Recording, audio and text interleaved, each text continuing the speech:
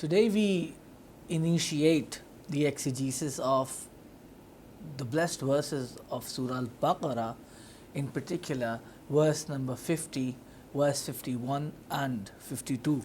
And Allah Tabarak wa Ta'ala states in the Holy Quran, وَإِذْ فَرَقْنَا بِكُمُ الْبَحْرَ فَأَنْجَيْنَاكُمْ وَأَغْرَقْنَا آلَ فِرْعَوْنَ وَأَنْتُمْ تَنْظُرُونَ. And when we parted the sea for you, when we divided the sea for you, and when we parted the sea for you, then saved you and drowned the people of Pharaoh before your eyes. So that is Allah Tabarak wa Ta'ala narrating an account. He is narrating an account when Hazrat Musa alaihesalam, and the ones who were with him, they were saved. And the sea was divided. And the people of Firawn, Pharaoh, they were drowned. Allah Tabarak wa Ta'ala states in this blessed verse of the Holy Quran, and when we parted the sea for you, when we parted the sea for you, then saved you and drowned the people of Pharaoh before your eyes, drowned the people of Firawn before your eyes. Then Allah Tabarak wa Ta'ala stated, وَإِذْ وَعَدْنَا مُوسَى 40 لَيْلَةً ثُمَّ اتَّخَذْتُمُ الْعِجْلَ مِنْ بَعْدِهِ وَأَنْتُمْ ظَالِمُونَ. And when we made a promise of 40 nights with Musa, and when we made a promise of 40 nights with Musa, then you began worshipping the calf thereafter, and you were unjust. ثُمَّ عَفَوْنَا عَنْكُمْ مِنْ بَعْدِ ذَلِكَ لَعَلَّكُمْ تَشْكُرُونَ. Then we pardoned you thereafter, that you might be grateful. While addressing the exegesis of the previous verse, the 49th verse of Surah Al Baqarah, we discussed the torments and the punishments that Firawn would inflict upon the people of Bani Israel, the kinds of punishment and the degree of that punishment, the seriousness of the punishments, how harsh those punishments were which Firawn would inflict upon the people of Bani Israel. He would compel them and force them to do degrading tasks, to engage in degrading tasks. Then the people of Bani Israel were used for farming purposes, they were used for construction works. Then ransom was also taken from them. Their newborn babies would be killed. Their newborn babies would be slaughtered, while their daughters would be pardoned, their daughters would be spared. So today we endeavor to spread and study the subsequent verse wherein Allah Tabarak wa Ta'ala states, and He narrates an account of what happened, how His help came to Hazrat Musa alaihesalam and the one who followed him.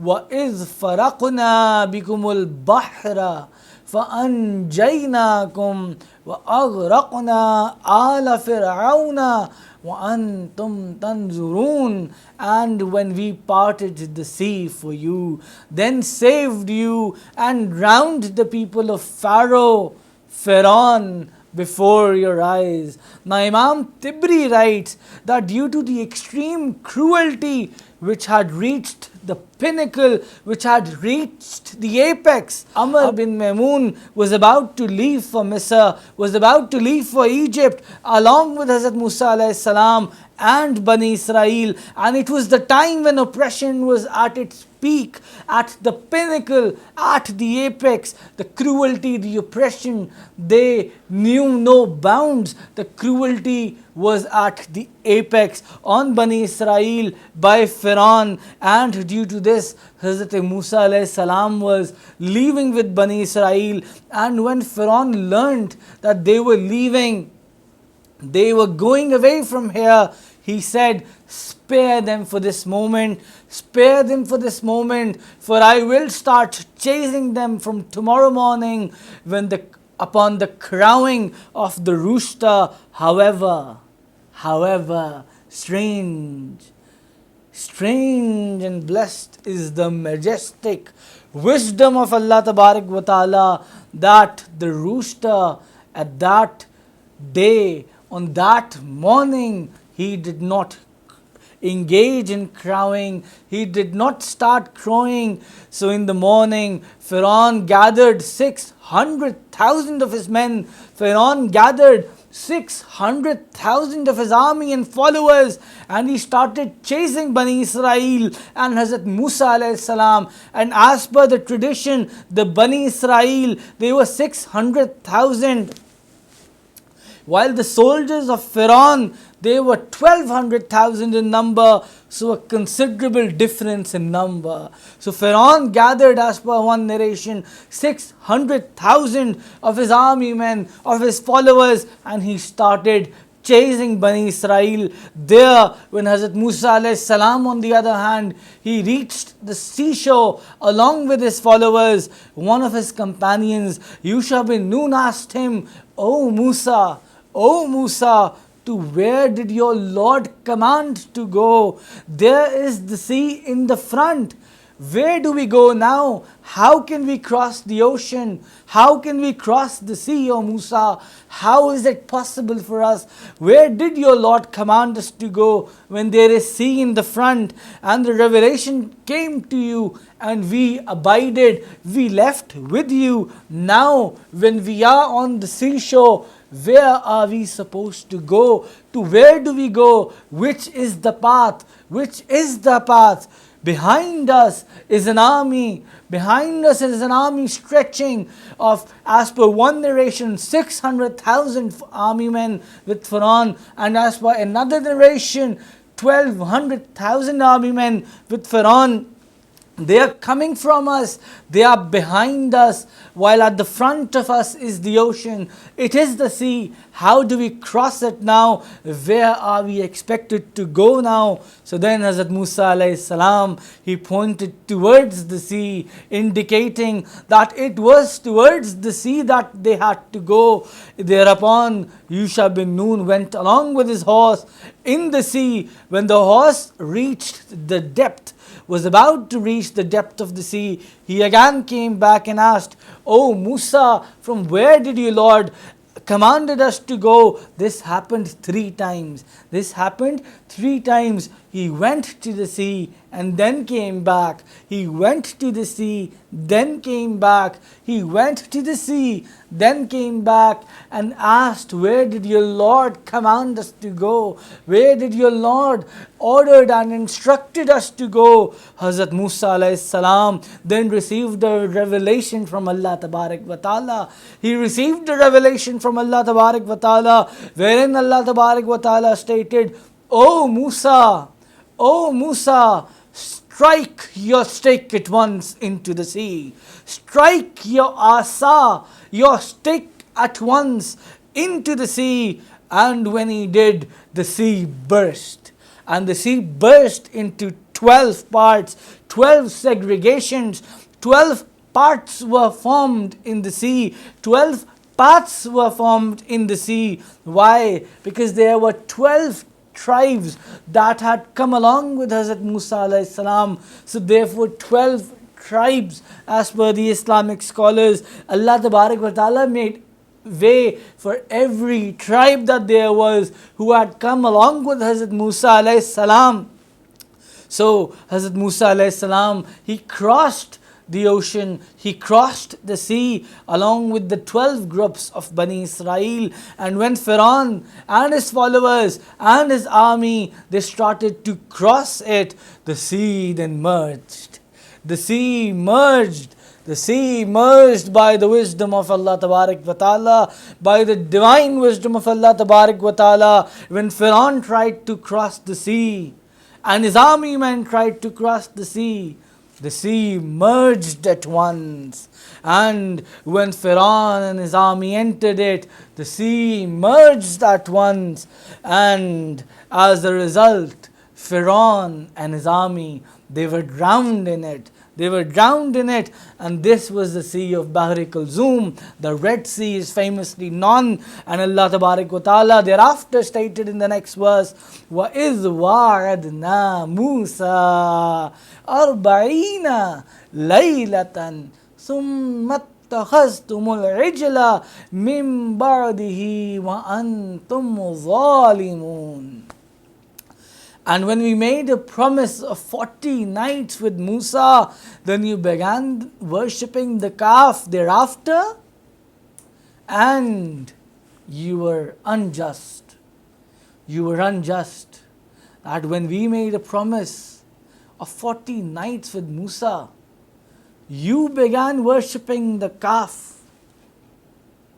You began worshipping the calf thereafter, and you were unjust. Now, firstly, with respect to the word Musa, what really is the interpretation and meaning and definition of the word Musa? Now, Imam Razi states that the word Musa is of the Ibrani language, that is the Hebrew language. So as per Imam Razi, the word Musa belongs to the Hebrew language, and it is formed of two different words, Mu and Sa. So where on the one hand Mu refers to water, Sa refers to tree. Now why was he named Musa then? Mu refers to water and Sa refers to tree. So water and tree. So Hazrat Musa alaihesalam, the name Musa, water and tree, Musa alaihesalam. Because we had studied in the previous lecture that it was the command from Firawn to kill everybody who was born in Bani Israel, every baby boy in particular who was born in Bani Israel, and to spare the baby girls. So why was he named Musa? Water and tree as per the Hebrew language. This is a word of the Hebrew language, the Ibrani language. So however, later his ministers said to him that if all the baby boys would be killed, and then the old men of Bani Israel who were dying a natural death, so if they would die a natural death, the old men of Bani Israel, and then the baby boys would also be killed, then who would serve us? Who would we command? From whom? To whom would we assign tasks? Who will do the laboring? And it was in that regards that Firawn then commanded that the sons, that the baby boys of Bani Israel be killed for 1 year, and the next year they be spared. And then the following year after that, they again be killed, and then the next year after that, they be spared again. Therefore, thus, now the year in which the baby boys were not killed, Hazrat Haroon alaihesalam was born, and the year in which the baby boys were to be killed, Hazrat Musa alaihissalam was born. Now due to the fear of Firawn,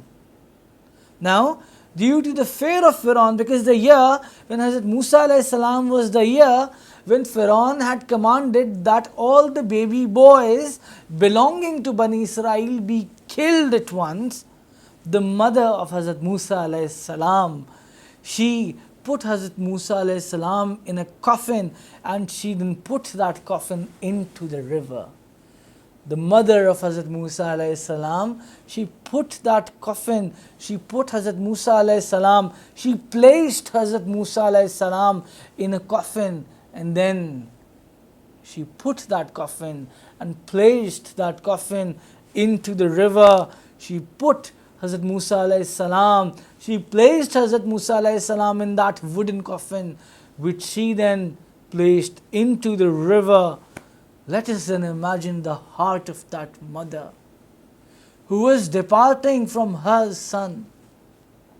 The mother who was departing from her son, who handed Hazrat Musa alayhi salam to the waves, who was about to hand Musa alayhi salam to the waves of the sea. The heart of the mother, the heart of the mother, the heart of the mother, the waves of the sea then brought that wooden coffin to a clump of trees, to a bunch of trees that were grown near the castle of Firawn, and by the will of Allah, it was indeed by the will of Allah that the wooden coffin was brought by the waves to the clump of trees nearby, to the castle of Pharaoh, to the castle of Firawn. The waves were hitting to the castle, and the palace of Firawn was nearby. The palace was there, the castle was there, where the wooden coffin had come, where the wooden coffin carrying Hazrat Musa alayhi salam, the Prophet of Allah, the beloved of Allah, had arrived. And there, the wife of Firawn, Asiya, she found that coffin, and she took the child out from that wooden coffin. And since she was the one who found the child floating in the sea, in the shadows of the deep trees, she named the child Musa. Mu, water, which related to sea. He was floating on the sea. And then tree. Why? Because he was found nearby the trees. Therefore, hence the name Musa. Water and tree. Musa. And that is why Hazrat Musa was named as Hazrat Musa alayhi salam. May Allah be pleased with his Prophet. So when Allah Tabarak wa Ta'ala destroyed Firawn and his followers, his army men, his followers, his people, and Allah Tabarak wa Ta'ala rescued Hazrat Musa alayhi salam and Bani Israel from the tyranny and cruelty that Firawn would inflict upon us, from the tyranny of Firawn. Then Allah Tabarak wa Ta'ala made a commitment with Musa alayhi salam for 30 nights, and then completed that with an additional 10 nights. And in those 40 nights, Hazrat Musa alayhi salam met Allah Tabarak wa Ta'ala. So the spiritual retreat, the chilla, that happened for 40 days. That spiritual retreat was for 40 days, and it was in those nights that Hazrat Musa alayhi salam got to meet his Lord. And when Allah Tabarak wa Ta'ala called Hazrat Musa alayhi salam, whom did Hazrat Musa alayhi salam make the caliph behind him, his deputy, his caliph in his place? He was Hazrat Haroon alayhi salam. Hazrat Haroon alayhi salam was made the caliph, the deputy, the khalifa, the representative of Hazrat Musa alayhi salam while Hazrat Musa alayhi salam was away. And Hazrat Musa alayhi salam, while making him his deputy, he said that I am going to my Lord. I am going to my Lord. You are my caliph and deputy, but do not obey the corrupt ones. Do not side with the corrupt ones. Stay as my caliph.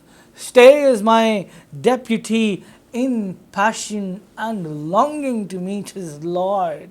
In passion, in utter passion and longing to meet his Lord, Hazrat Musa alayhi salam left in a hurry, because the divine message had come. The divine message summoning Hazrat Musa alayhi salam had arrived. So in utter passion and love and longing, Hazrat Musa alayhi salam left to meet his Lord in a hurry. Now Hazrat Haroon alayhi salam took his place as a deputy. Hazrat Haroon alayhi salam and Saamri, then the rebellious follower, right? The Saamri were behind.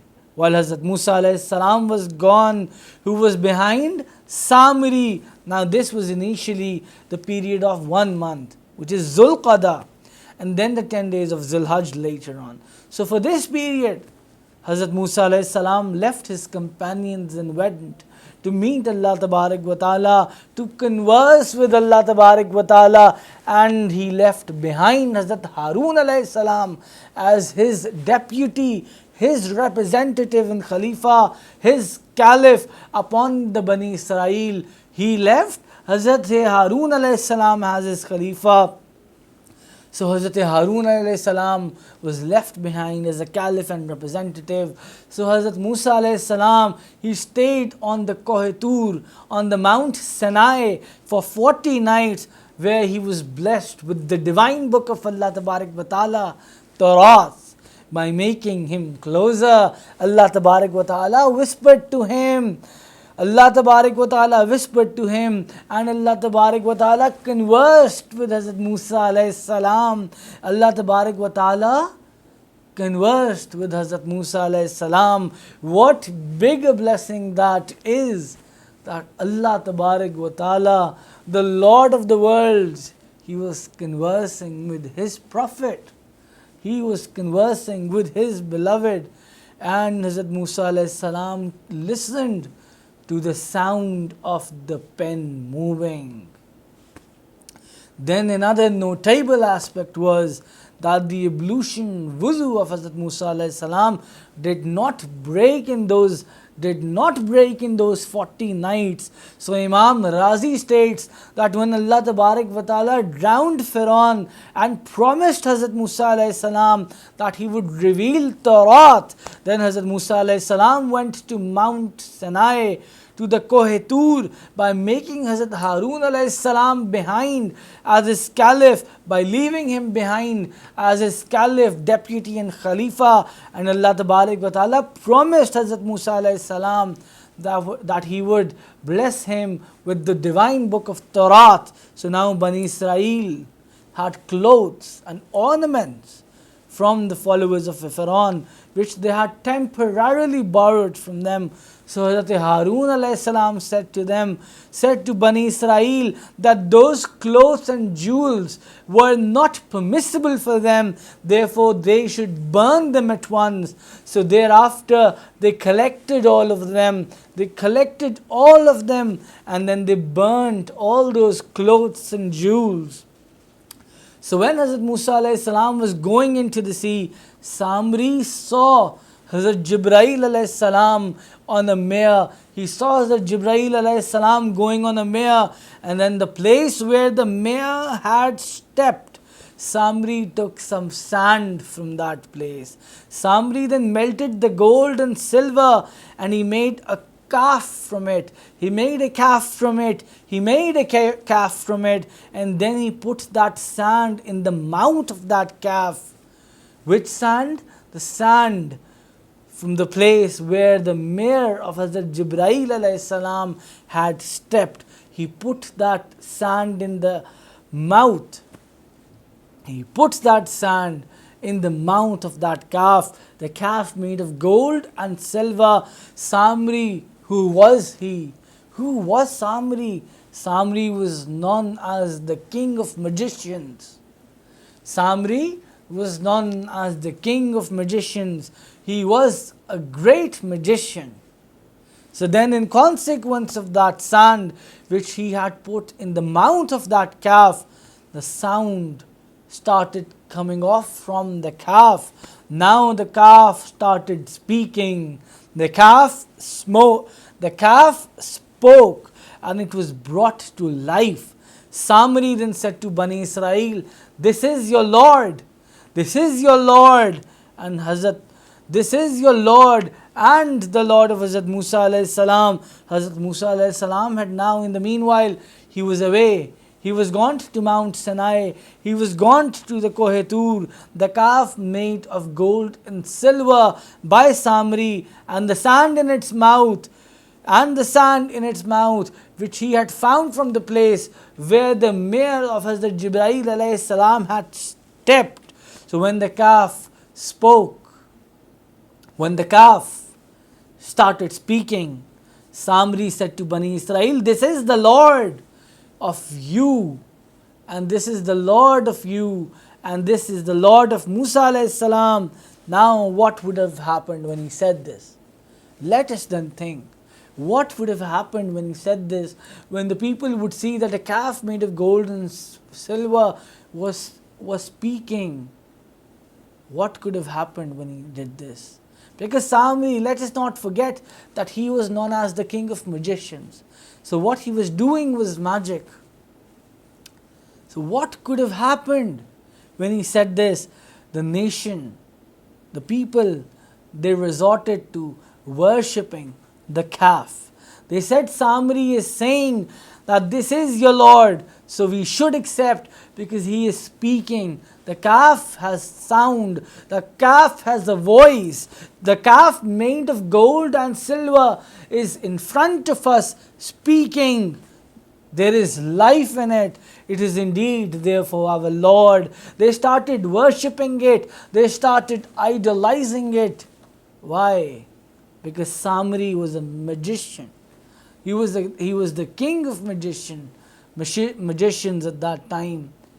And he played his magic there, except Hazrat Haroon alaihesalam and his 12,000 others, the ones who were with him, who did not engage and who did not listen to the fraud of Saamri.